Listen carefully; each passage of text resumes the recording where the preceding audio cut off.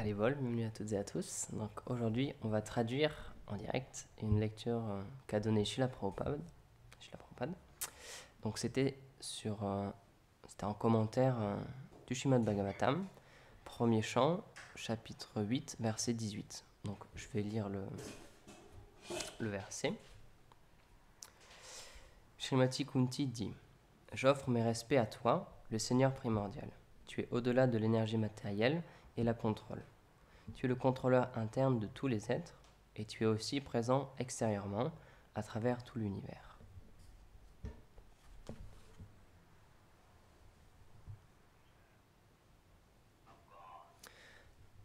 Donc ça, c'est la position de Dieu.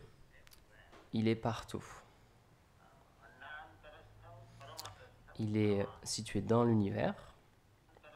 Il est situé dans l'atome aussi.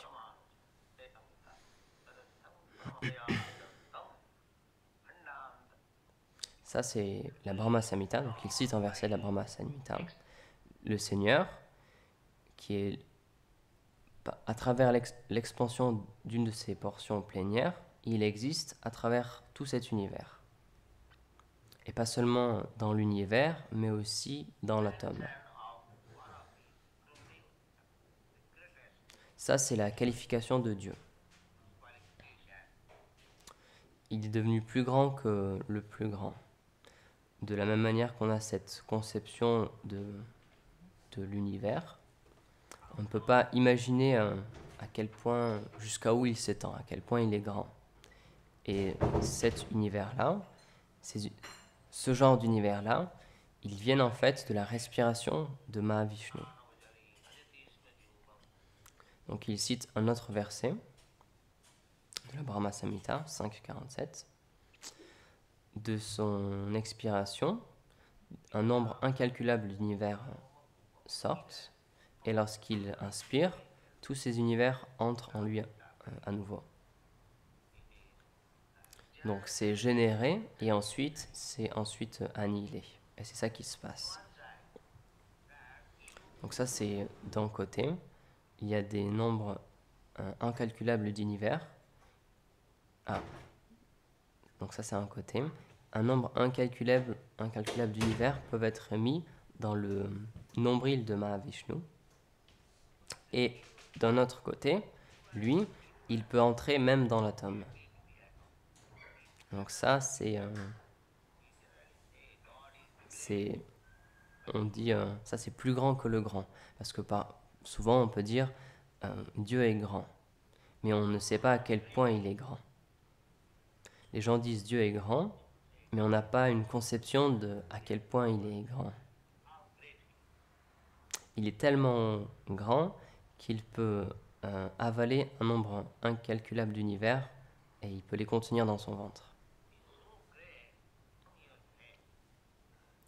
Tout comme Krishna, lorsqu'il a été challengé par sa mère, qui lui a dit « Montre-moi ton visage », tu dis que tu n'as pas mangé de terre, mais tes amis se sont plaints, et toi tu dis que non, tu n'as rien mangé. Donc je veux voir et ouvre ta bouche. Et donc lorsqu'il l'a ouvert, elle a vu tous les univers contenus dans sa bouche. Et donc il a prouvé, oh ma chère mère, même pas un tout petit peu de terre, mais il y a l'univers entier qui est dans ma bouche. Et donc, Mère Yashoda, lorsqu'elle était surprise, elle s'est dit c'est quelque chose d'illusoire. Et donc elle dit ok, bon ben ne le refais pas, c'est tout. Et elle ne sait pas que, en fait, ici est située la personne suprême de Dieu. Et pour me donner sa miséricorde, pour être miséricordieux envers moi, il est devenu mon enfant. Ça, elle ne le sait pas. Elle pense toujours, il est mon enfant et il est sous mon contrôle. Ça, c'est la relation de la personne suprême, de Dieu, avec ses dévots. Et c'est ça que l'on désire. Simplement comprendre que Dieu est grand, Dieu est très grand, c'est pas une connaissance suffisante. Lorsqu'on on agit avec le grand, et qu'on échange et qu'on a une relation avec cette grande personnalité, alors ça c'est parfait. Imaginons le président qui est très grand. Donc ça c'est correct, c'est bon. Donc tout le monde sait, le président est une grande personne. Mais qu'est-ce que je vais en retirer de tout ça? Et en réalité, lorsque j'ai vraiment une relation avec lui, que je deviens son ami ou son serviteur ou son secrétaire, d'une manière ou d'une autre, que j'ai une relation avec cette grande personnalité, alors là, ça devient mon bénéfice. Sinon, juste penser que le tel président, il est très très grand, qu'est-ce que j'obtiens de cette grandeur-là? Donc ça, c'est le service de dévotion. Les philosophes mayavadis, simplement, ils restent silencieux. Oh, Dieu est très très grand. Et ils ne peuvent pas imaginer sa grandeur, à quel point il est grand. Mais un dévot, il peut comprendre à quel point il est grand. Il voit que un nombre innumérables, incalculables d'univers sont situés dans la bouche de Dieu. Et ça, c'est la position d'un dévot. Simplement de penser Dieu est grand, c'est pas une connaissance suffisante. C'est pas mauvais en soi, c'est bien, mais à moins qu'on en vienne à interagir, à relationner avec ce qui est grand, on peut pas vraiment goûter qu'est-ce qui est Dieu et on peut pas comprendre à quel point il est grand. Donc ici, Kunti, elle dit Sarva Bhutanam, toutes les entités, Alaksham, tu es invisible, mais Antar Bahir Avashtitam, tu es situé en tout et partout. Donc Dieu est situé en vous-même aussi. Donc là, il cite un verset de la Bhagavad Gita, 1861, Ishvara Sarva Bhutanam, Ride Deshe Juna Tutashti. Ishvara, le Seigneur suprême, il est situé dans le cœur de tout le monde. Ce système de yoga, il est fait pour voir ça, pour voir que Dieu, Paramatma, il est là et méditer sur lui. Mais maintenant, ce système de yoga, c'est devenu juste un exercice physique pour rester en bonne santé, pour réduire la matière grasse. Et c'est devenu juste ça maintenant, ce yoga. Mais ça, c'est pas vraiment le yoga. Ça, c'est un exercice physique. Le véritable yoga, c'est que Dieu est à l'intérieur de moi, mais il est invisible, alaksham. Et antarbahi, même s'il est en tout et partout, je ne peux quand même pas le voir. Donc la méditation, ça veut dire concentrer le mental pour trouver Dieu, qui est situé dans mon cœur. Ça, c'est la vraie perfection du yoga. Mais les gens, ils ne connaissent pas cette science-là. Ici, c'est très bien expliqué que Antarbahir Avashtitam. Tout comme Arjuna, il voulait voir la forme gigantesque du Seigneur, alors le Seigneur lui a montré. Donc, on peut voir aussi cette forme gigantesque dans l'univers. C'est ce qui est décrit dans le Bhagavatam. On a pu lire qu'il y avait des grandes montagnes, des grandes collines, et que ces collines-là et ces montagnes, c'est comme le squelette d'une forme gigantesque. Donc elles sont décrites.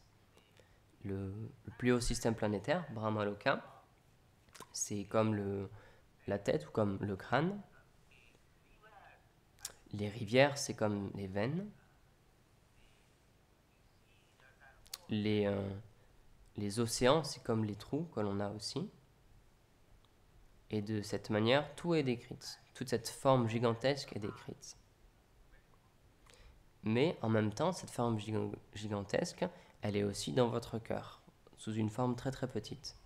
Donc il est à l'extérieur et il est à l'intérieur aussi. Donc on doit simplement purifier nos yeux pour pouvoir le voir. C'est tout. Et on peut voir Dieu à l'intérieur et à l'extérieur, mais on ne peut pas le voir avec ces yeux-là. Avec ses yeux qui sont contaminés matériellement, ou avec nos sens qui sont contaminés matériellement, on ne peut pas voir ça. À travers ces sens-là, on ne peut pas comprendre. Mais Dieu, il peut être perçu, il peut être vu avec ses yeux, avec ses sens, lorsqu'on les purifie. Et ce processus de purification, c'est le service de dévotion. Le plus on les purifie, le plus on peut voir Dieu à l'intérieur et à l'extérieur. Et donc ensuite, il cite un verset du Bhakti Rasamrita Sindhu, 1.2.234. Indriya, donc les sens, ils ne peuvent pas percevoir, ils ne peuvent pas voir, ils ne peuvent pas toucher, et on ne peut pas entendre aussi, à moins, Namadi, à moins qu'ils soient purifiés, on ne peut pas les utiliser pour entendre aussi le nom de Krishna. À moins qu'on soit purifié, le nom, il entre dans les oreilles et il ressort par l'autre. Et on ne peut pas vraiment l'apprécier. C'est pourquoi ce processus de purification est nécessaire, il est requis. Les personnes sont affectées par trois genres de qualités matérielles, la passion, la vertu et l'ignorance. Généralement, elles sont affectées par les plus basses d'entre les deux, l'ignorance et la passion. Donc c'est Rajas et Tama. Et comment est-ce qu'on peut savoir que cet homme il est dans le mode de la vertu, et celui-là il est dans le mode de la passion, et celui-ci il est plutôt dans le mode de l'ignorance? Comment on peut le savoir? Par des symptômes. Lorsqu'une personne est affectée par des qualités inférieures, Rajas, Tama, la passion et l'ignorance, ces symptômes sont il est très affamé, et il est très concupiscent, et il a beaucoup de désirs. Ça, c'est le genre de symptômes. Et dès qu'on voit qu'une personne elle est comme ça, alors on doit comprendre qu'elle est contrôlée par ses qualités inférieures du monde matériel. Et Sattva Guna, la vertu, ça veut dire Prakash, l'illumination. Lorsqu'une personne est située dans le mode de la vertu, ça c'est une qualification brahmanicale. Il est vrai, il dit la vérité, il contrôle son mental, il contrôle ses sens, il est tolérant, il est simple aussi, il a cette simplicité. Il est propre aussi, Gyanam, il connaît les choses telles qu'elles sont, et Vigyanam, il peut appliquer cette connaissance dans sa vie pratique, d'une manière pratique. Et Ashtikam, ça veut dire qu'il a une foi ferme en Dieu. Il sait que Dieu est là. Dieu est là et il sait que Dieu est à l'intérieur et aussi à l'extérieur. Donc ça, c'est les symptômes d'une personne qui est dans la vertu. Donc il y a trois genres de personnes, trois classes de personnes. Donc le service de dévotion, ça signifie amener des personnes qui sont situées, qui ont des qualités basses, comme l'ignorance et la passion, et les amener sur la plateforme de la vertu. Et cette vertu aussi, il va falloir la purifier. Dans le monde matériel, le mode de la vertu, il est aussi attaqué par les autres modes qui sont inférieurs. Il y a des grands hommes, mais ils sont touchés par tellement de défauts différents. Et donc ensuite, il faut purifier cette vertu. Et ensuite, il faut être sur la plateforme Vasudev. Et ensuite, on pourra comprendre qu'est-ce que c'est Dieu. Et donc, c'est pas une chose cheap, c'est pas une chose simple que de comprendre qu'est-ce qu'est Dieu. Ça ne s'atteint pas si facilement. Tant qu'on est contrôlé par les modes de cette nature-là, spécialement les modes inférieurs. Donc, dans le moment présent, la majeure partie des personnes, elles sont situées dans ces qualités inférieures, l'ignorance et la passion. C'est pourquoi on peut voir dans le monde entier, Rajas, Tamo, Bhava, Kama, Lobha. Tous les hommes sont concupiscents et ils ont beaucoup de désirs. Tous les hommes. Donc, dans cette position-là, c'est très difficile. Donc, à moins qu'une personne change ces qualités-là, ça va être difficile. C'est pourquoi cette qualité, elle doit être changée. Mais c'est pas une question de stéréotype aussi. Comment ça se fait que ces Européens, ces Américains, ces jeunes hommes et ces jeunes femmes, ils viennent et ils commencent ce service de dévotion? Comment? Parce qu'ils ont changé leur qualité à travers ce processus. Donc c'est pour ça qu'on a ce processus. Et à travers ce processus, on peut changer ses qualités. Et ce processus, il est expliqué dans la Bhagavad Gita. Donc c'est le verset 14-26. Krishna, il dit, une personne qui est engagée dans mon pur service de dévotion,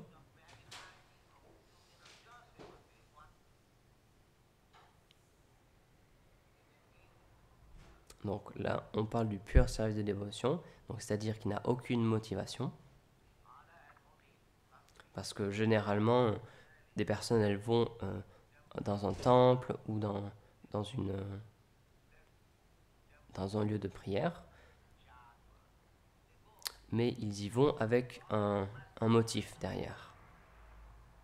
Tout comme dans le monde chrétien, on dit que Dieu, il doit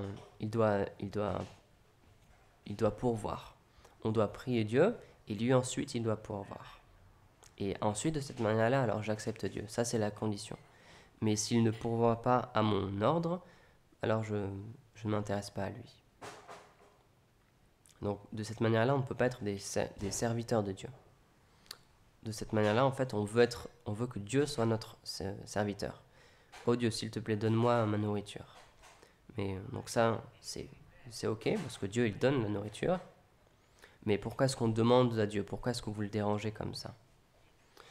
Il donne ce qu'il faut et il pourvoit des millions et des milliards d'entités vivantes. Alors pourquoi est-ce qu'à vous, il ne vous le donnerait pas? Il va vous donner de toute façon. Donc ça, c'est pas notre problème. Pensez à ce que Dieu pourvoit notre nourriture. Il y pourvoit sans qu'on ait besoin de demander. Est-ce que les animaux, ils vont dans un lieu de prière et est-ce qu'ils demandent leur pain aussi? Pourtant, ils ont ce qu'ils font. Ils ont ce qu'il faut. Donc, la conscience de Dieu, ça veut dire qu'il n'y a aucun motif pour aller voir Dieu. Et on n'attend rien de lui. Sinon, sans ça, c'est pas la conscience de Dieu. Le fait de tout donner à Dieu, ça, c'est la vraie conscience de Dieu. Tout comme la conception d'accepter Dieu comme un enfant. C'est une meilleure conception que celle d'accepter Dieu comme le Père, parce que avec le Père, seulement on demande « Oh Père, donne-moi ceci, donne-moi cela, donne-moi ceci, donne-moi cela ». Mais si vous acceptez Dieu comme un enfant, alors vous devez tout lui donner. Donc ça, c'est la conception Gaudiya Vaishnava, comme Mère Yashoda, Yashoda Mai. Elle a aussi accepté, elle adore Dieu, mais comme son enfant. Et donc, de cette manière-là, elle est toujours engagée pour que Krishna, il n'ait aucun problème, aucune inconvénience avec son corps et qu'il ait tout ce qu'il faut pour être confortable. Donc, Mère Yashoda, elle est toujours anxieuse parce qu'elle pense, oh Krishna, il est vraiment un mauvais garçon. Et elle est toujours anxieuse à qu'est-ce qu'il va faire. Peut-être qu'il va capturer des singes maintenant, ou peut-être que maintenant il va tomber dans l'eau là, ou peut-être qu'il va se brûler sur le feu. Donc elle est toujours anxieuse. Parce que ça, c'est le service de dévotion. Elle est toujours anxieuse pour donner protection à Krishna. Et ça, c'est le meilleur service. Krishna, il n'a besoin du service de personne. Il est complet pour une âme. Mais pour plaire à son dévot, pour la satisfaction de son dévot, il devient dépendant. Et donc c'est pour ça qu'il dérange sa mère. « Ah, j'ai faim, pourquoi tu ne me donnes pas à manger? Sinon je vais voler ton beurre, je vais voler le stock. » Donc ça, c'est la philosophie Gaudiya Vaishnava, qui est très sublime, d'accepter Dieu comme quelqu'un de subordonné. Krishna, il dit, dans le Chaitanya Charitamrita, vous pourrez le trouver, tout le monde m'adore avec grande vénération et respect. Mais si quelqu'un m'adore sans aucune vénération et respect, et qu'il me traite comme quelqu'un d'insignifiant, alors j'aime ça. Donc, cet échange avec les sentiments de Krishna, ça peut se trouver dans la philosophie Gaudiya Vaishnava. Et donc, c'est pour ça que Mère Yashoda, elle traite Krishna comme quelqu'un de très insignifiant. Ah, c'est mon enfant. Et si je ne lui donne pas protection, alors il va mourir. C'est pourquoi Krishna, il est très endetté envers Mère Yashoda. Mais personne ne fait ça, parce que tout le monde vient vers Dieu et dit « Oh, Dieu est tellement grand ». Donc ça, il l'entend, mais lorsque Mère Yashoda, elle vient et elle le châtie, alors ça, il l'aime beaucoup. Oui, ça, vraiment, il l'aime beaucoup. Et donc Krishna, même s'il se trouvait qu'il était le neveu de Kunti, parce que Kunti, c'était la sœur du père de Krishna, mais parce qu'elle était son dévot, elle savait que Krishna aussi, même s'il joue le rôle de mon neveu, en fait, c'est la personne suprême, c'est Dieu. C'est pourquoi elle a utilisé ces mots-là. Tu es Ishvara, tu es le contrôleur. Mais quel genre de contrôleur? Il y en a tellement. C'est une personne qui contrôle la nourriture, une personne qui contrôle une maison. Mais non, on ne parle pas de ce genre de contrôleur-là. Prakriti Param, tu es le contrôleur et ta position, elle est au-delà de ce monde matériel. Prakriti. Prakriti, ça veut dire ce monde matériel. Prakriti Param. Ça veut dire que ces contrôleurs qui sont dans ce monde matériel, ils apparaissent à un certain moment, ils sont produits, ils sont créés, et ils vont disparaître à un autre moment. Tout comme le président. Donc, il prenait l'exemple du président Nixon. En ce moment, il est le contrôleur de votre pays, mais ce contrôle-là, il lui est donné à un certain moment, et il sera fini à un autre moment.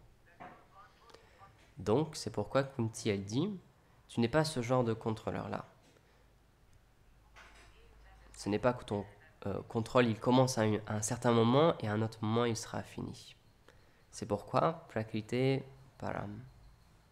Dans cette Prakriti, dans cette nature matérielle, on a un certain sens du pouvoir. On obtient un certain pouvoir, tout le monde.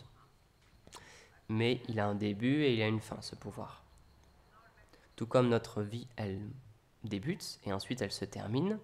Donc tout dans ce monde a un début et une fin. Mais le pouvoir de Krishna, le contrôle de Krishna, il n'est pas comme ça. C'est pourquoi elle dit Namasye Purusham Tu Adyam. Tu es la personne originelle, tu as créé le cosmos. Donc avant la création de ce cosmos, tu étais déjà le contrôleur. Et lorsque le cosmos sera fini, se terminera, alors tu resteras toujours le contrôleur. Donc c'est pourquoi Prakriti Param. Dans cette nature, dans cette Prakriti, cette nature matérielle, tout a un début et une fin, tout est limité. Mais toi, tu n'es pas ce genre de contrôleur. Toi, tu es éternel. Une autre compréhension, c'est que puisque Krishna est le contrôleur, qui est au-delà de cette nature matérielle, alors ça veut dire qu'il n'est pas un produit de cette nature matérielle. Les philosophes mayavadis, ça, ils ne peuvent pas le comprendre. Ils ont une très faible connaissance. Si Dieu a créé ce monde matériel, alors il ne peut pas être de ce monde matériel. Parce que avant que la création existe, il existait. Et après la création, après l'annihilation, il restera, il existera toujours. Donc, comment il pourrait être de ce monde matériel? Dans ce monde matériel, tout a un début et une fin. Tout doit avoir un début et une fin. Mais Dieu est au-delà de ce monde matériel. Il dit, puisse la création commencer ou exister. Tout comme dans votre Bible, il est dit, et ensuite la création a commencé, est apparue. Donc comment est-ce qu'il pourrait être une de ces choses créées? Parce que par son désir, alors il y a eu la création ensuite. Et une autre chose aussi, c'est que ces désirs, ces souhaits, ils ne sont pas du tout de ce monde matériel. Ils sont spirituels. Prakriti Param, ça veut dire supérieur à ce monde matériel. Dans la Bhagavad Gita, vous pouvez le comprendre, il y a deux genres de nature, para et apara. Donc cette nature matérielle, elle est apara. Apareyam. Mais au-delà de cette nature inférieure, de cette qualité inférieure, de cette énergie inférieure, il y en a une autre qui est supérieure, une qualité ou une énergie supérieure. Quelle est-elle? Jiva Bhuta. Et on peut comprendre que Jiva Bhuta, les entités vivantes, de la même manière que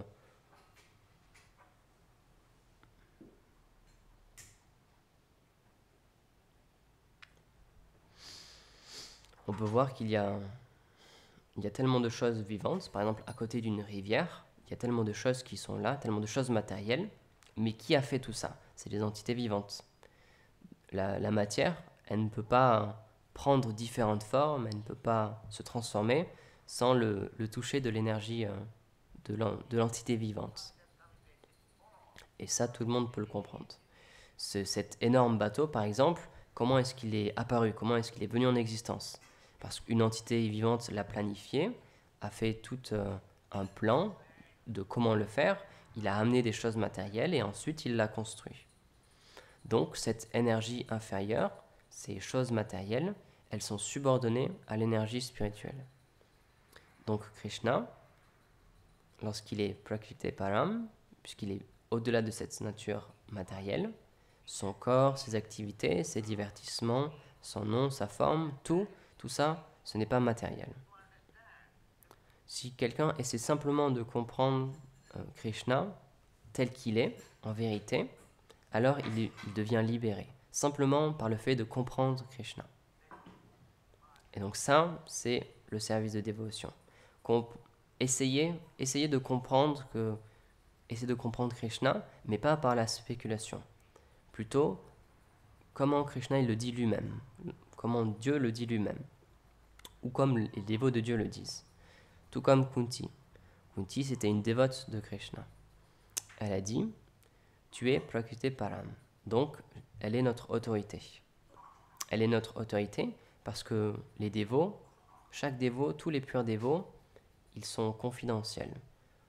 Autrement, comment Krishna il pourrait accepter de devenir son neveu? Tout comme Krishna a accepté de devenir l'enfant de Yashoda Mai ou de Devaki, de la même manière, il a accepté de devenir le neveu de Kunti Devi. Donc cette prière, elle a été offerte par Kunti lorsque Krishna était en train de partir. Après les avoir rétablis, après la bataille de Kurukshetra, lorsque tout s'était calmé, et lorsque Krishna allait partir à Dwarka, lorsqu'il est venu offrir ses respects à sa tante, à Kunti Devi, et lorsque les adieux prenaient place, alors Kunti, elle a offert cette prière à Krishna, Namasye. Il se trouvait que c'était son neveu, mais quand même, elle lui offrait ses hommages.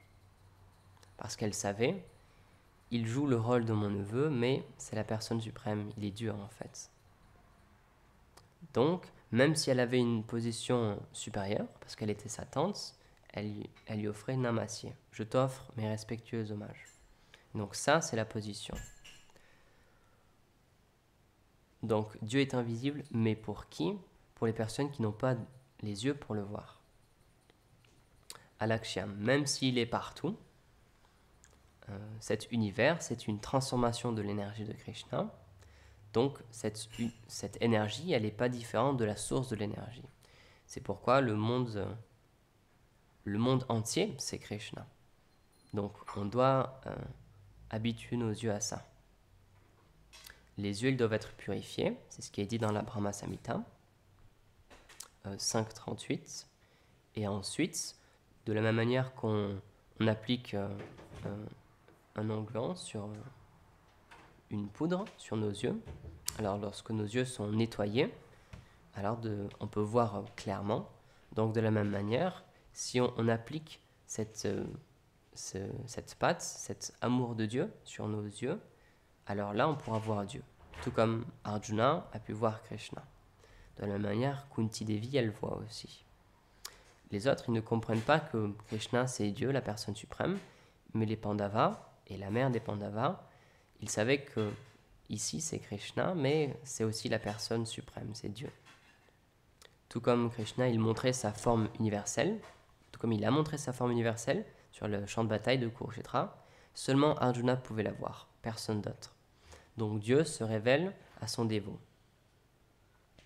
Bien que, par exemple, Prahlad Maharaj, il voyait que Nishingadev était venu, et son père, qui était un athée, il le challengeait. Alors, où est-ce qu'il est ton Dieu?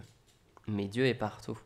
Donc, mais il n'est pas visible pour la personne qui n'est pas un dévot. Mais pour une personne qui est un dévot, alors il peut le voir. Et il le voit tout le temps, il le voit toujours, pas juste une fois. C'est ce qui est dit aussi dans la Brahma Samhita. Et donc ça, c'est la position d'une personne sainte.